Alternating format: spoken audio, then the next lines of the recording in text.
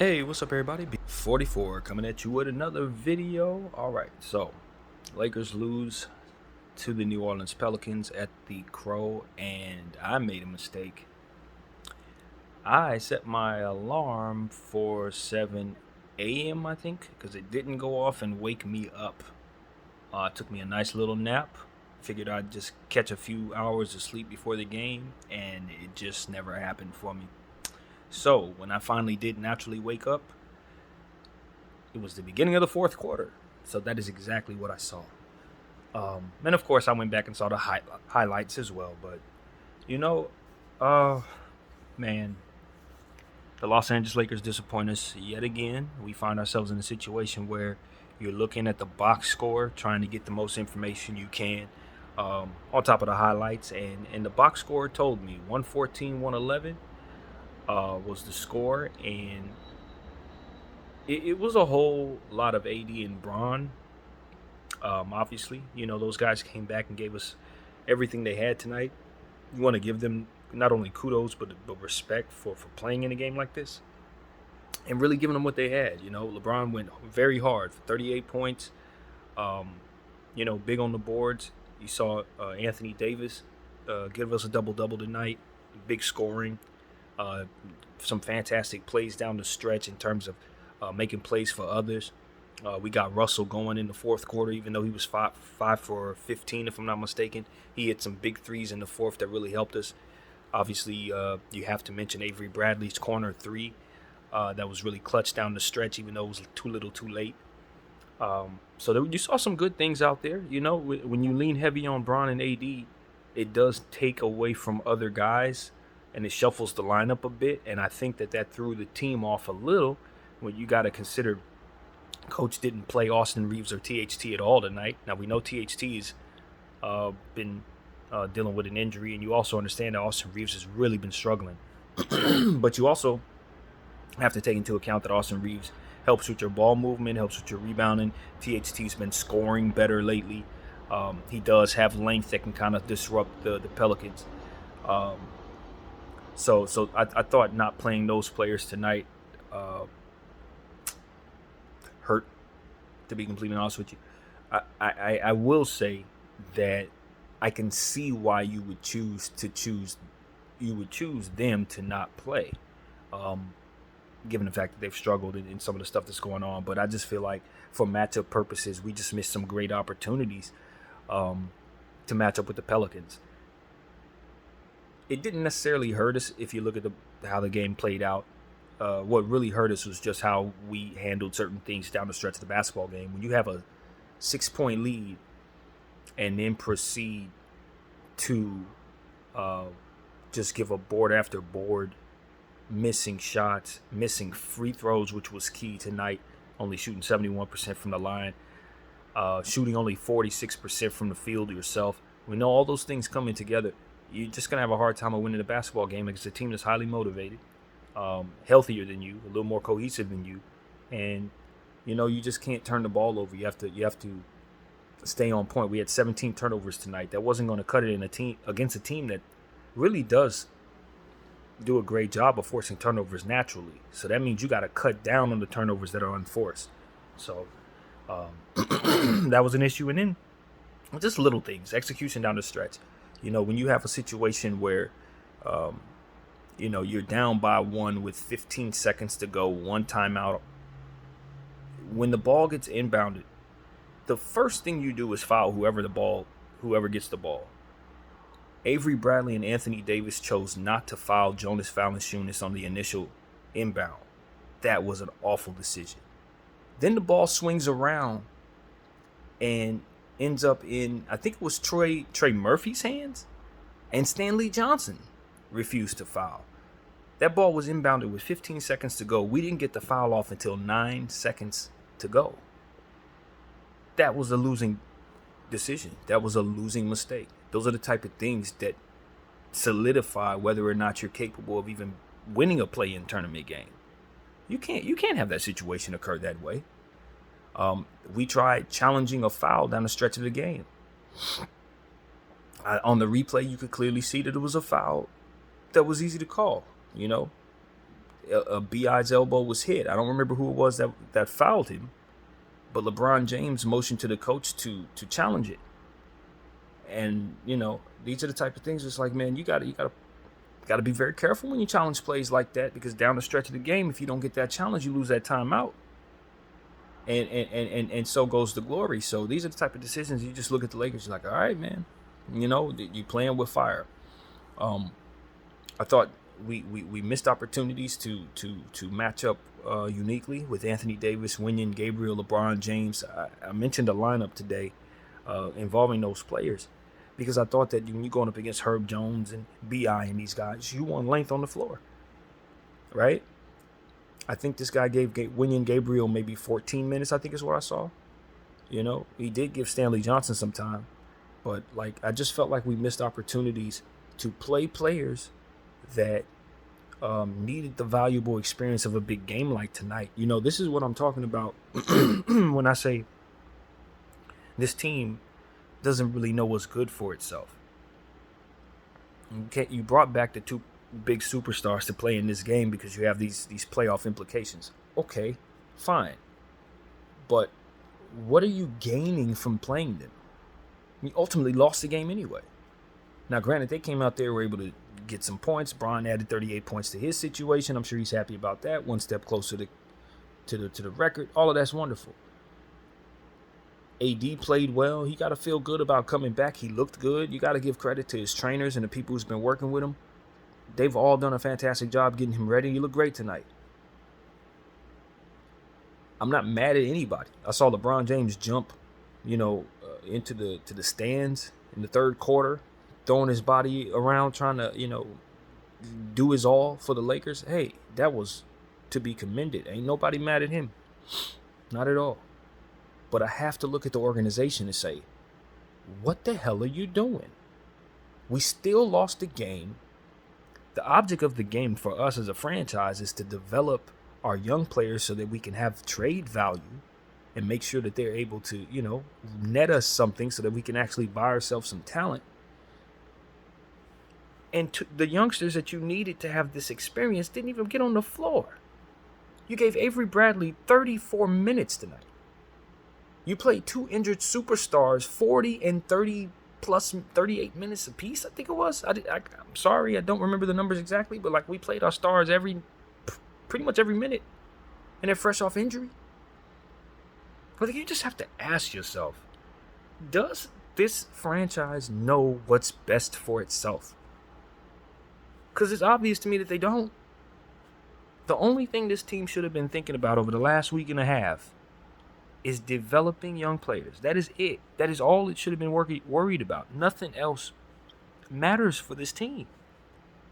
And yet, they're in this weird delusional space where they're contenders or something. Like they can actually win a basketball game. You can't even do simple stuff like get a center on your team.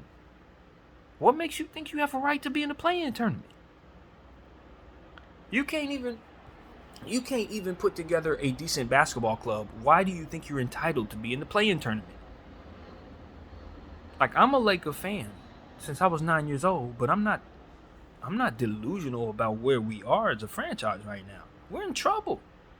Our whole mid-level exception is out for the season, never played a single game for us. We got 6 players on this team that should have been in the big 3. This is a disaster of catastrophic proportions. And they thought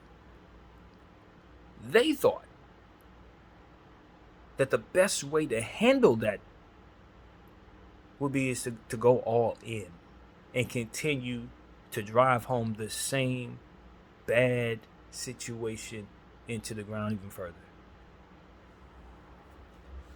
I am so happy that the Lakers are one game closer to ending this nightmare season. I don't want to play more basketball with this team. I want this team to be dismantled completely. Pull this team apart. Send these guys all over the place. I want one of them for each team. Get them out of here. You fire that damn coach. He is a mess. He is an absolute disaster. I don't know what happened to Frank Vogel, but over the last year and a half, he's turned into the worst coach in the league. He wasn't always like that, but it's where we are. Every decision that he's chosen to make has been questionable, to say the least. His play style throughout the season has been bad. And I don't blame him for all of the problems, but since he did so little with what he was given, I felt he should have been fired halfway through the season. And I think not firing him is why we're where we are. Because even though this team had so many issues, there were things that this team could have tried to give them better matchups from night to night. And we just didn't have someone in place to make good decisions with the roster. That's it. And that carried over to tonight. That trend continued tonight. And I'll tell you, one thing this game showed me is just how many mistakes AD and LeBron mask. Because we made a lot of mistakes tonight as a team. A lot of mistakes. Bad free throw shooting. I got to give them credit for shooting above 40% from the three. That's not something we've been doing a lot lately. But only 46% from the field. We're missing a lot of shots.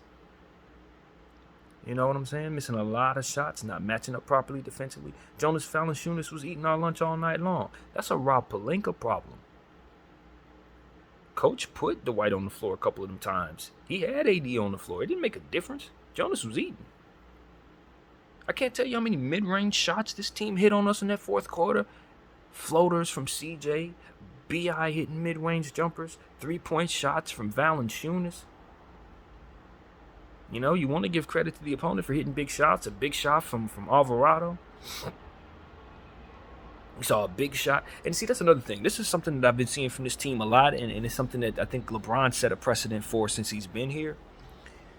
We tend not to run at shooters. And I understand when a guy's three-point shooter and when a guy is not a three-point shooter, and, you give him all the space in the world because you're playing the percentages.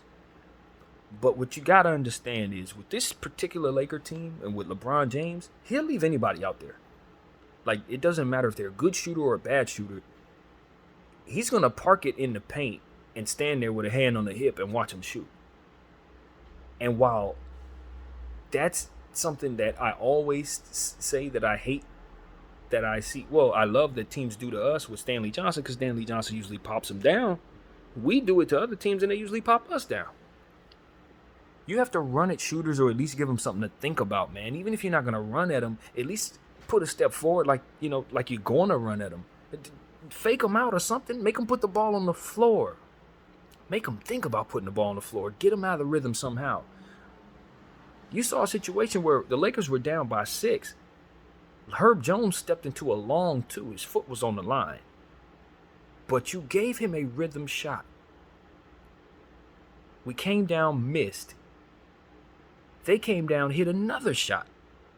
We came down, I think, got a foul or something, probably missed 2 free throws. They came down and got another shot. That rhythm shot by Herb Jones set precedent for the next several plays that the New Orleans Pelicans ended up running. They were able to catch a rhythm with that play.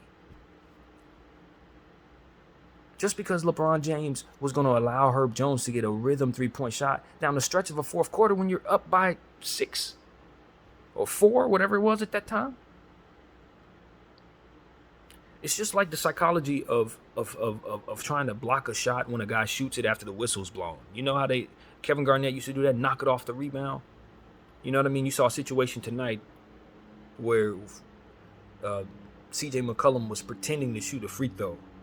And Dwight Howard walked up to him and put a hand up. It wasn't even a ball in CJ's hand, but it's the psychology of whatever it is you're attempting, you best believe I'm gonna block it. Whatever it is you're trying to do, even if it's imaginary, you're gonna see some defense. It's the psychology of that. We did the great opposite of that by allowing guys to shoot three-point shots without anybody running at them. Because essentially what you're saying is, I challenge you to hit the shot, and I don't respect you enough to believe that you're gonna do it. You're telling a team to not only get in rhythm, but that you're going to motivate them by allowing them to do so. And that's what I'm talking about. It's like, this is the difference between being a killer and not. Because a killer ain't never going to let you have that type of confidence on his court. It's not just about hitting the last shot and good clock management. It's about psychology and making sure the other team has a good enough level of doubt in their head about going up against you in any way, shape, or form. I don't think we did enough of the stuff that we need to do in that way against the New Orleans Pelicans in this game. And that young team walked out of there with a victory. And we know damn well we had more talent on the floor than them tonight. Especially if you're going to get big three-point shots out of Russell Westbrook down the stretch. He hit 2 or 3 of them, if I'm not mistaken, in the third quarter. Got us that 6-point lead. And that was how we responded to those 3-point shots. That's how we responded to that lead. By giving up open shots to Herb Jones in rhythm. I mean, these are the type of things that you see and you just understand it. It's losing stuff. It's why you are on the wrong side of a close game. These are the things that you do that the other team doesn't do. And it's why they win.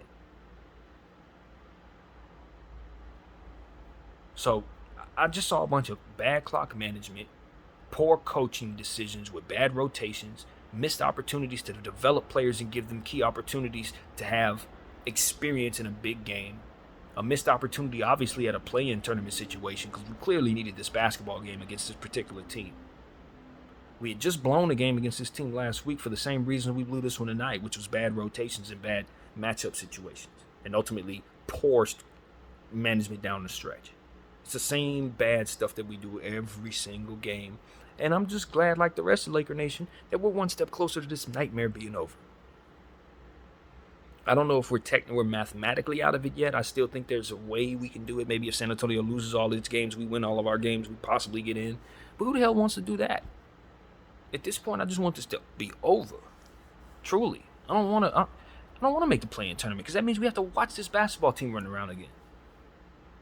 I don't want to see them run around no more. Honestly. And I know I'm not alone on that. This is the worst team the Lakers have ever put together, and I don't say that lightly. I remember Robert Sacre, Ryan Kelly, Tariq Black, Smush Parker. I was around for those guys. I remember guys like Trey what's his name? Murphy. I don't even remember the guy's first name, but he was terrible. Guys that were on this team, man. Travis Knight, Chris Mim, Kwame Brown. I remember all of them. Everybody who struggled on this team, everybody who sucked on this team. I watched them all. None of them even close to disappointing me. Like this team. Not even close. Not even close. At least with those teams, I knew what I was in for. From the beginning of the season to the end, we knew. Is that Xavier Henry? Yep, this is going to be a long season. We can live with that. This is ridiculous. This is you saying that we have an opportunity to win the championship, and then you showing me a bunch of players that were on the team with Robert Sacre. Some of them dudes, Wayne Ellington was on that team. And y'all put him on this one. Fire everyone, Genie. I really, really mean that. I don't know how you go to sleep at night feeling good about going into next season with these same people employed by you who put this together. I don't know how you do it. I couldn't. I would have to let people go off the strength of that. Like this, some things are so bad that you just had to clean house after they're done.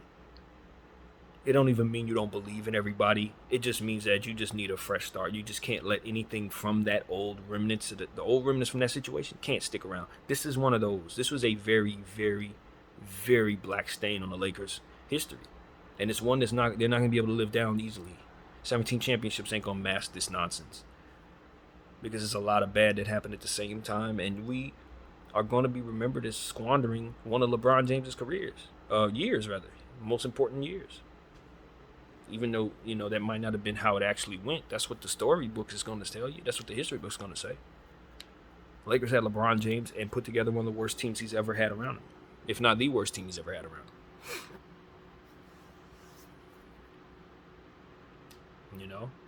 And it was because of just ineptitude. Bad player development, bad player valuing, bad coaching. All kinds of bad. And you fast forward to this very moment, You look at how they ended this particular game, and you just understand it was indicative of the entire season. It summed up the entire season. This team fell flat from jump and never got off the ground. And it wasn't because of what everyone says, which is that they didn't have enough. No, it's just because they did bad things with what they had. Terrible things with what they had. That's it. You can have all that happened this year happen to other teams, and they still won't have the record we had. Because, like I said, there are things that we could have done from game to game to give ourselves more rebounding, more player movement, ball movement. We could have ran better plays, could have practiced more. A lot of things we could have did differently. So, that's what it is, man. That's what it is. You give credit to B.I., give credit to C.J., give credit to Valanciunas. They went into this game on the road, team with a lot on the line, trying to make the playoffs. No Zion Williamson all season long. You know, some big trades to shuffle their lineup around, and they find themselves in a situation where they're going to make the playoffs, or the Playin Tournament, rather. And I think they got a good chance of being an 8th seed or a 7th seed. They're better than San Antonio, in my opinion, especially if they can get this much out of those players. So I give credit to the opponent. You know, I'm not in love with their franchise, to say the least, because we got some not so great history with them, given the AD trade and how long it took for that to happen, and how hard ball they were playing. But you know, all is fair. We, like I said in the last game about this team, we miss our guys, B.I. and Larry Nance. Congratulations to them. Once again, I want to reiterate Avery Bradley hitting a big shot down the stretch. As I said, he had been playing better recently, so you want to give credit where it's due, even though I hate the fact that he got 34 minutes and Austin Reeves and THT got none. That wasn't his fault. He did what he did with his minutes, and I saw good things. You know, but this coach just put the wrong players on the floor consistently all year long, and tonight was no exception. You should have saw more Stanley Johnson, even though Stanley did hurt us down the stretch not fouling. You got to have your heads up in that situation. There's no excuse. That's just not smart. And I got to take some credit, you know, from coaching staff and LeBron James, the leaders on the team. How did you not communicate to everybody on the team what your wishes was in the final play? You know, we got to be honest. It's not just a coaching situation. You got Hall of Famers all up and down that damn court. There should be no reason why we have those type of mismanagement situations. There's no reason why guys don't know they should foul with less than 24 seconds to go. It's just stupid. It's nothing short of it. And it cost us the game, to be completely honest with you. I thought our execution down the stretch wasn't that great. Forcing plays. Bron James trying to force passes to AD. AD taking shots out, you know, down the stretch that maybe he should have given to somebody else with a little more rhythm. Things like that. Living and dying with superstars instead of playing team ball. You saw stuff like that. You know, guys trying to take it upon themselves to do things and maybe they could just give off to someone else. Make an extra pass here and there, stuff like that. I saw in the fourth quarter, you know, you just want some of that back. But when you have a lead down the stretch of a game, and you don't hit free throws, you don't play defense, you know, referee's whistle ain't really going your way. That was something I noticed, but what can I say? This is what happens when it comes down to one game, right? You leave it up to chance. I don't know who to blame for the Lakers' decisions. I don't know exactly how to view this particular thought here, but I just don't think it was a good idea playing them stars tonight. I do not. I like what they did. They played well. They gave it their all. I'm not mad at them. But from an organizational standpoint, that was a poor decision. And with over the next 5 games, not shutting them down will be a poor decision. I understand that they may not get hurt and it all can go well. I think it's a good chance they won't get hurt and all could go well. But you give yourself 5 more chances of them getting hurt, of a knee popping or an Achilles popping or something like that. I just don't think it's worth it, man. Especially now that we're really in a position to miss the playoffs. I think it's so very smart if we shut those guys down. And I don't think there's a whole lot of an argument against that right now. You got away with it tonight, Lakers. Do not continue to play with fire. these superstars. And that's it, man. One step closer to firing Frank, man. We are going to throw a huge party about this. I'm telling you. I ain't never been more ready to fire anyone. Not Luke Walton, not Byron Scott, not any of the coaches in the past. Dale Harris, Mike Brown, Mike D'Antoni. None of them have frustrated me like Frank has frustrated me this season. None of them. Not even Luke. And the sad thing is, we're talking about somebody who won a championship with us 2 years ago. But I don't even hardly remember that. I really don't. That's how bad this has been. I hardly remember it. All I remember from Frank is just a bunch of bad. Just over-relying upon players who are absolutely and utterly done. Having absolutely just no clue on how to make this team work properly. Appearing not to have a spine when it's time to put his foot down in certain situations. Playing the politics, playing the I love LeBron game when he needs to be playing the I love sinners, get me a damn sinner game. I just thought everybody's mind was on the wrong stuff this season from top to bottom. And if their heads were where it should have been, they might have actually won something this season. But because they were thinking about everything but winning, we lost. And I don't like being dragged along for that ride, Lakers. I really don't. As a fan, you took us along for a ride we did not like at all. So, that's all there is to it, man. This abomination of a season is almost over. Thank the lucky stars. Shout out again to the New Orleans Pelicans, and congratulations to both of them and the San Antonio Spurs for basically being the tournament contenders, because we're definitely not. And that is really all there is to say. Like I said, I missed most of this game. I don't regret it. I think the sleep actually did me more justice than watching that nonsense probably would have done. But it wasn't for lack of effort from the players. I'm not angry at nobody in that regard. But I just look at this organization and say, tonight was like every night. You didn't do enough. You did the wrong things. You trusted the wrong people, and you lost the basketball game. One of many. One of plenty. My name is BDF44. I thank y'all for watching. I'm out.